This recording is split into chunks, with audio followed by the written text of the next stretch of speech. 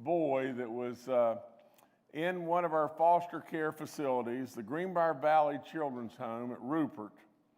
And his name is Landon. And he would just love if there's any way that you could call him on the phone. Well, I said, well, of course I'll call, and not only will I call, but I'll write him a note. And so I wrote him a note, in my driveway and gave it to the individual. His name's John Sams, and John was going to take that over I'm sorry, I didn't say, I said nursing home, but it's a foster care home. I don't know if I said that correctly just a second ago. But nevertheless, so John takes off with that, the note that I'd written to Landon, and I start driving. And I call him on the phone. Now, just think about this. Here's a little 7-year-old boy. You know what he wanted to call me about? He wanted to call me to tell me how great a job that the governor's doing in looking out for the people of West Virginia. And I'm going to have a hard time with this because I could get really choked up about this. But one of the first things that he said,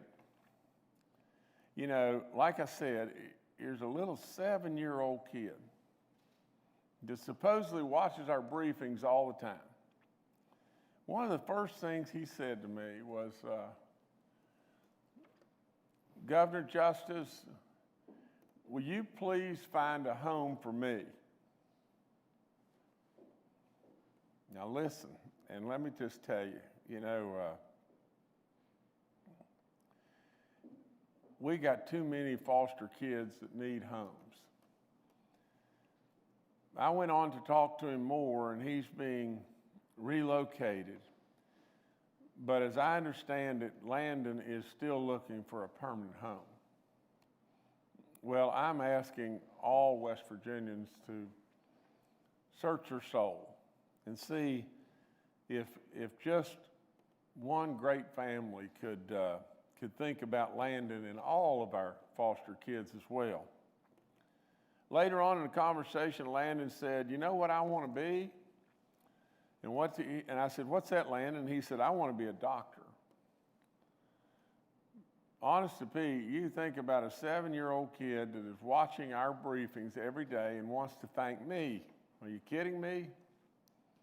I mean, really and truly, we as West Virginians need to know just how desperate our foster care family situation is and how great a job that all those that are working in our foster care communities, like the people that I just mentioned at the Greenbrier Valley Children's Home, I talked with one of the workers there, and she was helping me because Brandon would get so excited that I couldn't understand what he was saying because I don't hear the greatest anyway.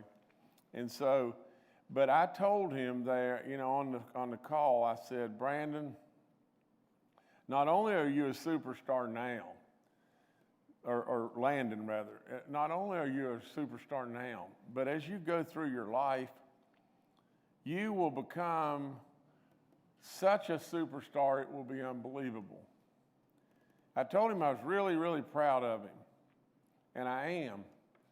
And I'm really, really thankful for the call because it made my day, but also it should enlighten us all of a need that we have in West Virginia, and please, please, let's address the need.